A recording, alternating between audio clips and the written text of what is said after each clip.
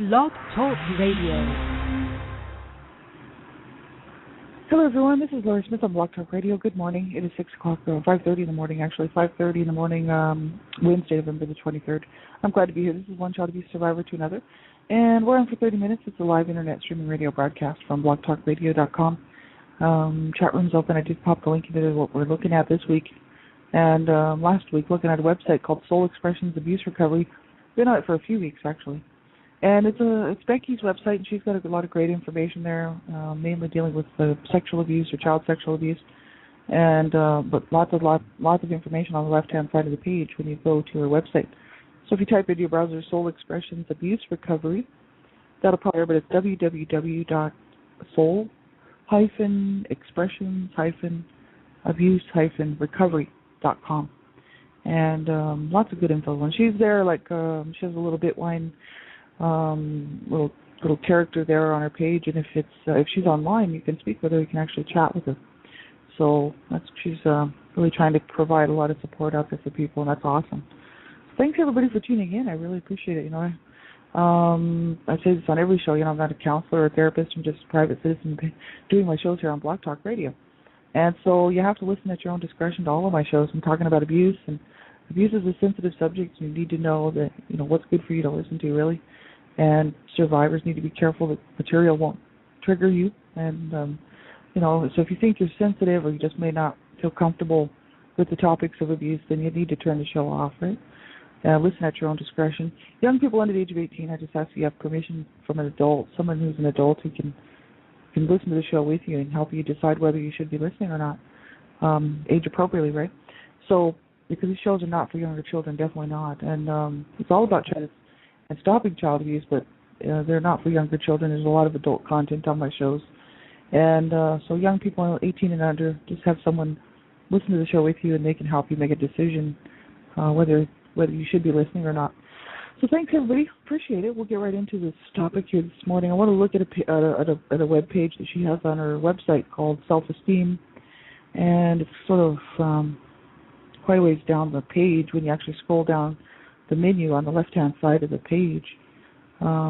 She's talking about self-esteem building and self-esteem, and she has lots of links there for people in books and whatnot that she thought was that she recommends really for people who are dealing with like low self-esteem issues. And many people have low self-esteem, and it doesn't necessarily mean the person was abused because they have low self-esteem. Low self-esteem is just caused by so many things, and it can be something that's just internalized, where maybe nobody's even telling or being negative to someone, but they still have low self-esteem because it's sort of how we view ourselves. It's self-esteem. It's how we view ourselves. It's how we feel about it and how we feel that we fit into this world. And a lot of people have low self-esteem issues, whether they were abused or not. I know if people that have been abused, it's even harder because many times we will have low self-esteem issues just because of the abuse, and possibly there are, a lot of negative, abusive comments made to us at some point in our life, and we may have took those on as reality and believed them, sort of thing. And so, we have to, we really deserve to feel good about ourselves. So if that's the case, then we have to work on our self-esteem issues, right? So she says, Becky says, I gave a great detail of thought to this page because self-esteem is a very important topic, and all of us survivors of sexual abuse have suffered from low self-esteem due to our abuse. And she says all, but I don't know. There may be some that haven't. Some people may not have self-esteem issues who were abused, but it doesn't mean that some people wouldn't. It's not everyone is going to experience the same things. You know what I mean? So, just like me, I don't carry the guilt. A lot of people say, everybody who's been abused sexually would have guilt, and that's not true. Like, I didn't carry the guilt from the abuse that I suffered, the sexual abuse or the physical abuse from my parents. I never took on the guilt, so I never had guilt associated with the abuse that I suffered. And that's a good thing because I realized it wasn't my fault a long time ago. I knew that while I was being abused, so I never took on any of the guilt. But I know that some people do, and it's a sad thing. It's the same with self-esteem. I do have I would say that I'm so much better than I used to be, but I still have some self-esteem issues, especially dealing with self-belief, self-worth. But as far as my confidence levels go, and believing, well, I can do this, and I can do what other people can do, and I know we all have gifts and special gifts and stuff.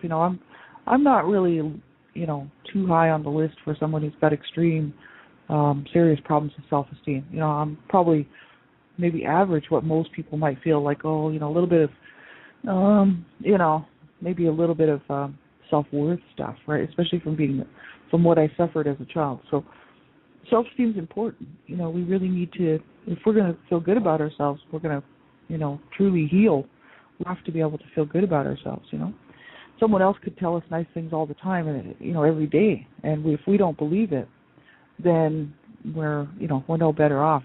Someone could say, "Oh, you're smart, you're intelligent, you're pretty, or you're attractive, or whatever," and they could say, "You're a really good worker." There's any number of things that somebody could say to us if we have low self-esteem. It would just go over the top of our heads. We wouldn't, if we didn't believe it. It doesn't help. It doesn't make any difference. Because if we don't believe it, then they must be wrong. Because we're not any of those things, right? Let's just say if a person believed that they were not good enough, not worthy, not attractive enough, not smart enough, not capable, or whatever the issue is. If we believe that, a lot of negative stuff about ourselves, then it won't matter what somebody says to us. If it's positive, many times survivors or people with low self-esteem will just, they'll be like, right, okay, they don't really believe it, so it doesn't help them out. We have to believe that about ourselves, And so she says, raising your self-esteem is not done overnight, but rather gradually, and you are definitely worth it. She says, first of all, it helps to hear from other women who are in recovery and have experienced some of the things that you are experiencing, and can give words of support and encouragement. So she tells her story here on her website. She says, there's a way for you to share your story on the My Story. She says, by sharing your story, you will certainly help to raise your own self-confidence, because it takes a great deal of strength to tell it, and also help other women raise theirs by not feeling alone anymore. And it does take a lot of courage to tell our stories, because many times we think, will people judge us, or how will people feel about us if we tell what happened to us being abused, or sexually abused and whatnot. And I guess I don't have any problems with that. Obviously, I've been talking for 2 years about my story, but I was before that. I just wasn't doing it on Blog Talk Radio. I mean, I had told people about what happened to me as a child. Now I just figure, well, if somebody doesn't like me because I've told them about my past, well, then they don't need to be my friend anyway. And if it's just an acquaintance or somebody just talking to be casual, maybe their past, and they don't like me because of mine, I really don't care. So I've never really had an issue with that. I haven't had really I've had certain issues that have totally overwhelmed me, you know what I mean? Those major, like anger and rage and whatnot, but it's all self-internalized, just angry about what happened to me as a child, and I internalized it, and it came out in self-abuse and sabotage and other things. That was my main problem, and a lot of hurt, just a lot of pain from being abused, a lot of emotional, psychological wounding, and a lot of physical wounding, you know what I mean? So I just, that was my main problems, you know what I mean, as far as my healing journey went. And just realizing that, hey, I'm safe now. My abusers can't hurt me. The past can't really hurt me. I'm allowing it to hurt me, but it doesn't have to, you know what I mean? But I just need to work through some things, right? So that's what I was doing. But I know so many times people will, they will do certain things because they worry about what the next person's about them, or what does that person feel about them. I mean, every day we kind of probably think about that in our daily lives, going to work, especially if you work outside the home and you work with any number of people, or the public. There's always judgments made, whether people believe they're judging somebody or not. It's people may even say, "Oh, I never judge anybody," but it's not true. We all make judgments right away, and sometimes the people with low self-esteem might think, "Oh, those people over there don't like me," or "Those people don't think I'm smart," or those people, whatever the issue is, they might, we almost create these situations. We have no idea really how those people are thinking or feeling, or, you know what I mean? Like, who knows what those people are thinking or feeling? at work or wherever we're at in the public eye, unless somebody comes up and just distinctly tells us exactly what they're thinking and feeling. We really don't know. But a lot of times people will actually create that stuff and say, oh, well, those people over there at the office don't talk to me. They must not like me. That's something that people with low self-esteem might think, that just because someone does this that they don't like us. But that's not necessarily the case, and it may be the case, but we don't know unless they actually tell us. And so a lot of times we create these just because we're maybe possibly used to being treated like that, or we just have these fears that nobody will like us, that we aren't smart enough. That's why so many people won't try different things. They're afraid to try because they're afraid of failure. It's like, well, if I try and it doesn't work, I'll look really stupid, or I'll look bad, or I'll look incompetent or whatever. And that's one thing that I just, sometimes it surfaces in the back of my mind because I'm always trying different things. But the thing is I'm willing to try it because I figure, hey, the only thing I can do is learn from it. If I do fail, then I can at least learn from the experience. And okay, so I failed. I've tried many things and actually it didn't work out as far as like jobs and careers and different things like that, and anything like that. Lots of things I've tried and failed at.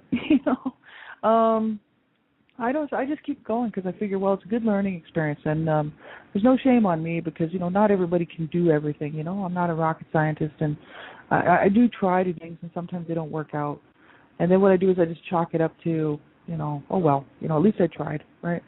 And so a lot of times people will let fear, sort of the fear of failure, hold them back, as far as that kind of stuff goes.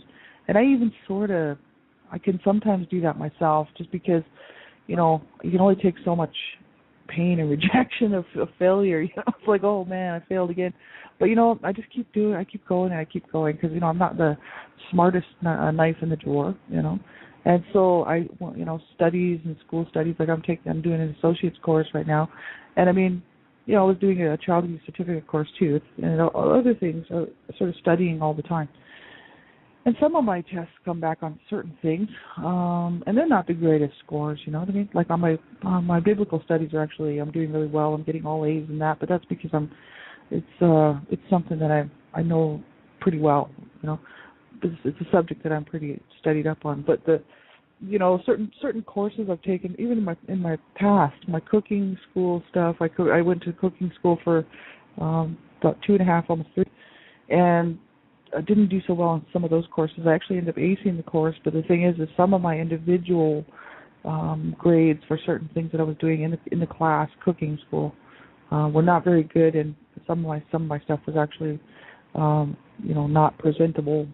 So there's lots of things that I've failed at in my lifetime, and I don't worry about that stuff. I just move on. And sometimes it takes a day or two to get over some failures. It's like, oh well.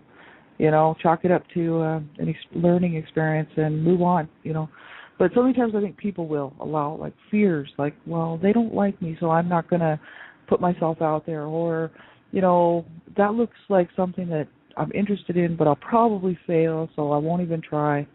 These are these negative things that we do to ourselves, This is all about that's why they call it self-esteem. It's all kind of what we're doing inside, like, internally, what we're thinking, what we're believing, actions and behaviors and everything else that we're doing in our lives, So self-esteem really has everything to do with us, not the world.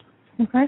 And sadly enough, people are being abused out there. There are people who are very abusive, and I mean, just because I was abused as a child and got away from my abusive family doesn't mean that I don't experience abuse out in the public or out in the workforce or wherever. There's no abuse in my home because I just won't tolerate it. But my sweetheart is, he loves me. He's a good man, and we've had our spats and we've had difficulties. And I always I'm always very quick to point out what if I feel like his behavior is abusive or mine is abusive, we straighten it out right away because we don't want to hurt each other. We love each other, and that's the way a relationship should go. But that's not, sadly enough, that's not how all relationships go.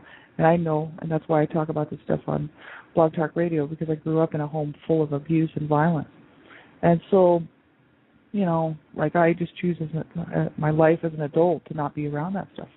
So I broke the cycle, right, which is great. But, in the workplace doesn't mean that somebody's not going to become abusive or say something rude or hurtful. People do. People out in the world do stupid things.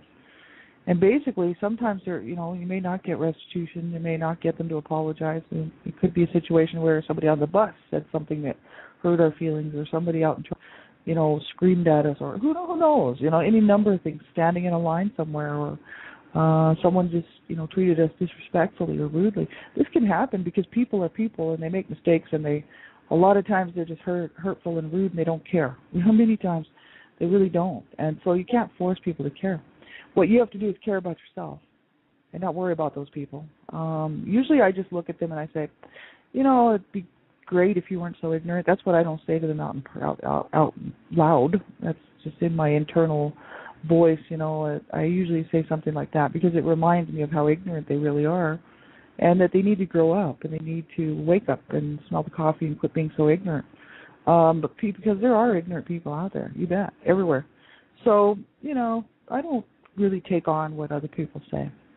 Sometimes I do for a moment or two, and then I just brush it off, and I'm like, oh, that's ignorance, and that's a detriment to them, not to me. They're the ones with the problem, not myself. So it's all about how we view ourselves and how we treat ourselves and how we believe, our belief system about ourselves.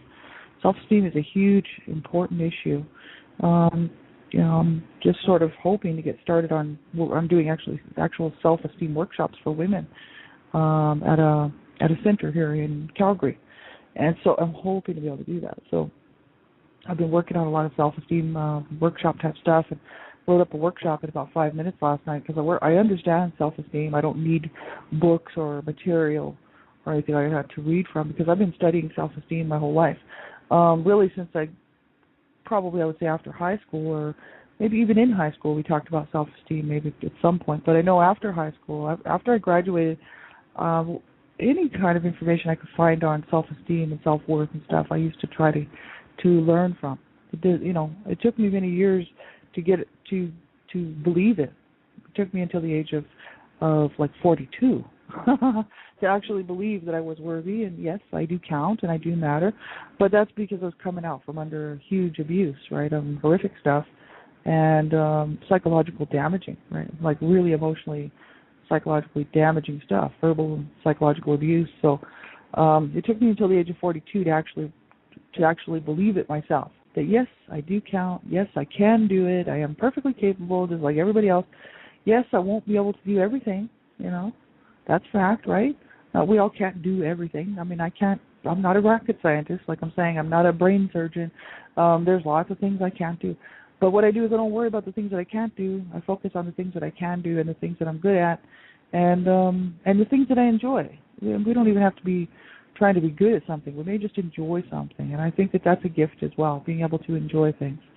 And, there's certain things I can't do. I don't have a family. I can't have any children. I mean, there's lots of things that, I can't do, right? I can't do any physical stuff. My body's just too physically broken down. I can walk, but that's great. I mean, I'm so thankful I can still walk down the street. I'll be, I don't know whether I'll be in a wheelchair, but, they're talking amputation for my legs and feet, possibly. Possibly my feet first and then possibly my legs, right? So, I got some serious health issues. But the thing is, for now I can walk, right? And so I got to be thankful. For now I can feel my toes. I mean, when I was 18 years old and the surgeon was thinking about having to cut my foot off because I had a car accident and I have to take the foot, right? But he's like, I'm going to try to save it for you if that's what you want. He says, you'll be in pain for the rest of your life and it'll be misery. But if you really want to feel your toes, then that's what you need to make a decision, right? We had to make a really fast decision while I was awake and actually not, comatose. And so I told him, I said, yeah, I want to keep my foot. So he said, okay, I'm going to do my best, right? So he reattached my foot at the ankle, which was great. So I was able to feel my toes. I've been able to feel my toes, for however many years since I was 18 years old, when I could have lost my foot there and not been able to feel my toes anymore. I kind of celebrate the small stuff that most people take for granted, like most people just don't think about that stuff because they're not in that situation. And I think, well, every morning I wake up and I wiggle my toes, and I'm like, hey, there you go, I wiggle my toes.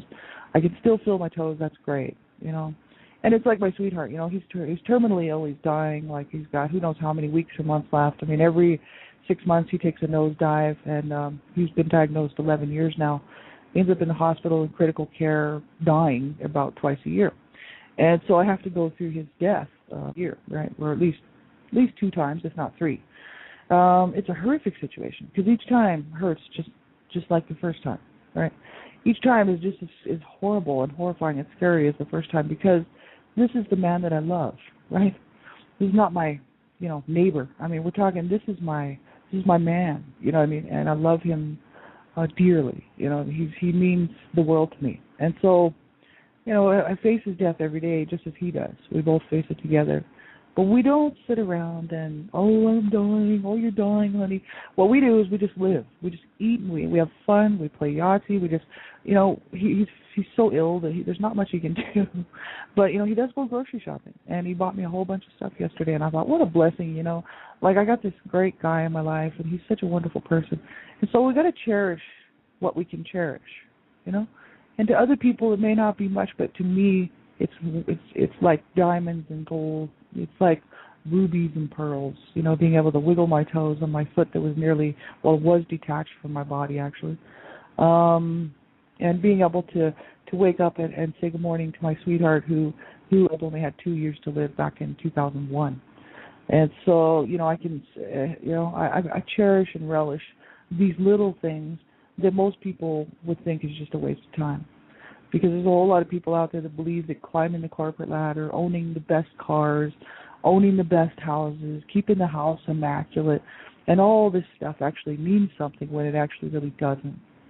That stuff just could disappear overnight. All you got to do is lose your fantastic fab job, and you're left with yourself, right?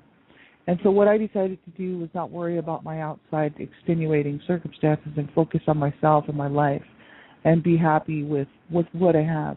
And I shoot for goals, you bet. My goal is to get out of debt. I'm in huge debt. That's why I had to go to a free show on Blog Talk Radio because I can't afford to pay for it anymore. But, that'll all change. Like, I'll either be in more debt or I'll either get a really good job. One or the other. But if I don't try, it's not going to happen, right? And so this is where, we have to really find out what's important to us, and we need to work on these issues of okay, I am worthy, I am good enough, I am smart, I am, a good person, I am attractive, whatever we want to, whatever is important to us, some people looks is important to them, that's fine. And, we have to believe that ourselves and not worry about the world, what the world is thinking. Who cares what the world thinks? It's about what we think and what we believe in ourselves. I wake up every day and I'm happy that I'm still alive because I didn't kill myself. That's great. I didn't used to be that way. I used to be upset that my parents didn't kill me. When I was younger, right? So, that's a horrible place to be, right? That was like being in hell. It was a nightmare. And so, today I just wake up and I celebrate the fact that, hey, I'm still here and I'm not all that brain damaged, which is great. I've had multiple concussions, beatings, and been knocked out and not been hit in the head with very heavy objects, and also doing a lot of drugs. And so, my brother was brain damaged, and from the drug use and the abuse and the beatings that he took, he was brain damaged quite badly, and he had so many overdoses and stuff. And I'm thankful that I'm not brain damaged. Like completely brain damaged from the abuse or from my self-abuse, right? And so there's little things that people would think, oh, well, not such a big deal to them, but that's because they haven't lived in my shoes. Those are the little things that I celebrate, that I can actually still get up and do things and celebrate this life and this existence and learn to find joy, which is what I'm doing. Learning to embrace the good stuff, right? Learning to be a child again, really, is really what I'm doing. Just learning to see things new and fresh again, learning to, because really I didn't, when I was a child, I actually still had some childlike qualities. And I used to like to play with make mud pies out in the yard, and I like to chase like the dust in the air when there was light coming in the window, things like that little children will do because they're exploring their world, right? And that's kind of where I'm at right now. It's kind of like, no, I'm going to explore my world, so I'm setting myself up to get involved in public speaking and, adult type stuff, right? Facilitate workshops, get involved and help people out, just do whatever I can, right? I'll just, with whatever I have, right? With what I got, right? We have to celebrate each day as they come because we don't really know what we have, right? And so we gotta enjoy them, each one while it's here. You know, I know I've spent my whole life looking back, you know, and not so much enjoying life, right? I mean, I've enjoyed certain periods of time, certain things in life, you know, certain couple of weeks or certain periods, but I wasn't able to just sit back and say, oh no, I'm enjoying this life, you know, this is great. And so that's where I'm at right now. So I wish that for everybody else, you know, that we could all do that, right? And just enjoy being here ourselves, really getting to know ourselves and know what our wants are, what our needs are, and you know, realizing that, hey, yeah, you know, I do count, I do matter, and I'm good at this, I'm good at that, not so good at that, but I can work on that, you know, if it's something I want to work on. And but these are my strengths. This is my gift. These are my gifts, and I have these, and I can offer these to the world. And I think that's important, right? Thanks everybody for being here. I appreciate it. Have a great day, and I'll be back on tomorrow morning, same time, same place. We'll talk to you real soon. Have a good day. Bye bye.